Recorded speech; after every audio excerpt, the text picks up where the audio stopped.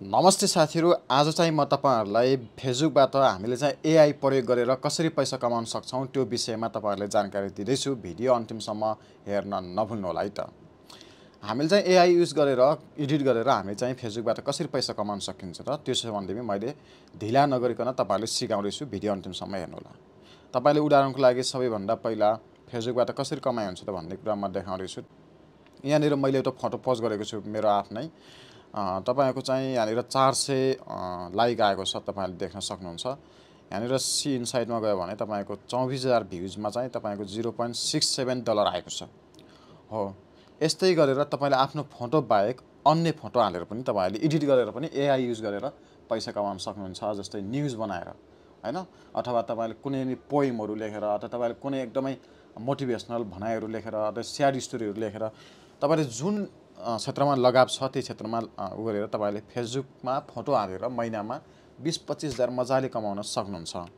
त्यसको लागि तपाईले कसरी गर्न सक्नुहुन्छ भन्दा सबैभन्दा तपाईले प्ले स्टोर अथवा एप स्टोरबाट तपाईले चाहिँ कान्भा भन्ने डाउनलोड गर्नुस्। कान्भा डाउनलोड गरिसक्नु भयो भने तपाईले यहाँनिर कान्भा ओपन गर्नुस् र यहाँनिर फेसबुक पोस्ट भनेर सर्च गर्नुस्। यहाँ सर्च टेम्प्लेट दिनुपर्ने हुन्छ। फेसबुक पोस्ट भनेर सर्च गर्नुस्। फेसबुक पोस्ट भनेर सर्च गर्दा बित्तिकै तपाईको चाहिँ यहाँ विभिन्न थेमहरु दिएको हुन्छ। तपाईले यहाँनिर चाहिँ डाउनलोड गर्न सक्नुहुन्छ। जस्तै अब मैले ब्ल्याङ्क लिन्छु। ब्ल्याङ्क लिइसकेपछि यहाँनिर ब्ल्याङ्क लिइसकेपछि तपाईको चाहिँ अब तपाईले कसरी गर्न सक्नुहुन्छ भन्दाखेरि यहाँनिर ग्रोक भन्ने एआई डाउनलोड गर्नुस्।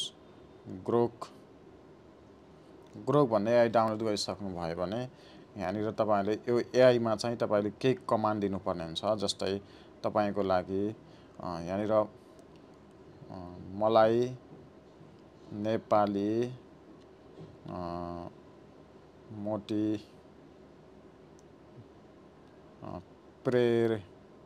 प्रेरणादायी भनाइ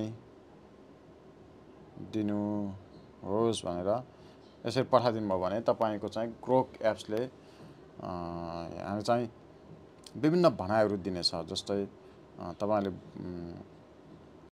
फूल जस्तै फुलिरहँ र सधैँ आफ्नो सपनालाई पछ्याइरहँ भन्ने यसले चाहिँ तपाईले यसरी टिक लगाउनुस् अनि यसरी कपी गर्नुस् हैन। यसरी सबले कपी गर्नुस्। कपी गरिसकेर ल्याइसक्नु भयो भने तपाईले यसले डिलिट गरिदिनु यहाँकोलाई। अनि यहाँनिर एउटा तपाईले थीम डाउनलोड गर्न सक्नुहुन्छ। गुगलमा सर्च गर्नु पाउनुहुन्छ।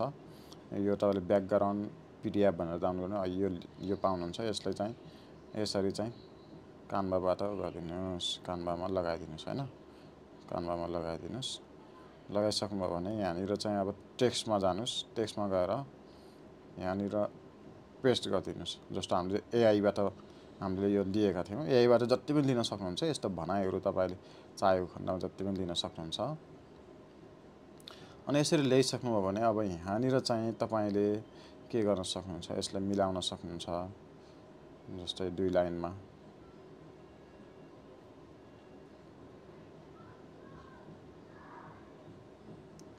यसरी मिलाएर अथवा यो दुई लाइनमा धेरै हुन्छ भने अलि धेरै पनि यति बनाइदिउँ हैन।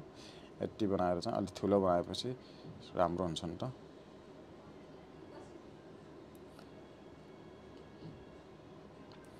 यसरी चाहिँ गर्न सक्नुहुन्छ। यहाँनिर तपाईले चाहिँ तलपट्टि केही लेख्न सक्नुहुन्छ। म जस्तै मेरो पेजको नाम लेख्छु। युनिक अपडेट एनपी अब सानो बनाएर राख्न सक्नुहुन्छ है। यति यसरी बनाएर चाहिँ अब तपाईले डाउनलोड गरिदिनुस्। यसरी सेभ गरिदिनुस्। सेभ गरेर तपाईले चाहिँ जानुस्। फेसबुकमा गएर तपाईले चाहिँ आफ्नो पेजमा जानुस्। मैले मेरो पेजमा जाँदैछु।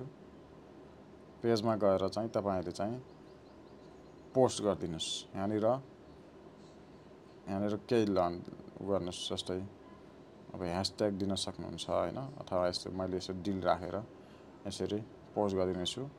र यहाँनिर मोनेटाइजेसनमा जानुभयो भने तपाईँको यहाँनिर कन्टेन्ट मोनेटाइजेसन भन्ने देखाएको हुन्छ। यो इनेबल भयो भने चाहिँ तपाईँको देखाउँछ अनि मात्र तपाईँले पैसा कमाउन सक्नुहुन्छ। यसरी फोटोबाट दिनमा कम्तीमा तपाईँले मेहनत गर्नुभयो भने 5 मिनटमा बनाउन सकिन्छ। यो चाहिँ दिनमा तपाईँले 30-35वटा फोटो अपलोड गर्न सक्नुभयो भने महिनामा $300 देखि $400 मजाले कमाउन सक्नुहुन्छ, नेपाली 40-50 हजार। र यो यही नै हो, तपाईँले चाहिँ ग्रोक एआई अथवा च्याटजिपिटी डाउनलोड गर्न सक्नुहुन्छ अनि त्यहाँदेखि यस्तो बनाइलिनुहोस्, बनाइलिएर चाहिँ कान्भाबाट एडिट गर्नुहोस् अनि फेसबुक पेज बनाउनुहोस्, दिनमा 30-35वटा भिडियो यो फोटो बनाएर अपलोड गर्नुहोस्। यसरी फोटोबाट मजाले कमाउन सक्नुहुन्छ साथीहरू। र आजको तरिका चाहिँ तपाईँहरूलाई कस्तो लाग्यो, जस्तो लाग्यो त्यस्तै कमेन्ट बक्समा लेख्न नभुल्नुहोला भन्दै आजलाई भने बिदा हुन्छु। फेरि यस्तै भिडियो लिएर आउने छु। अहिले भने बाई बाई।